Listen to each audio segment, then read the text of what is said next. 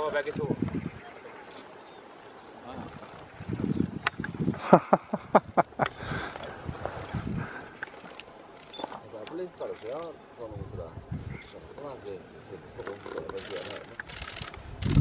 Da er det veldig, altså...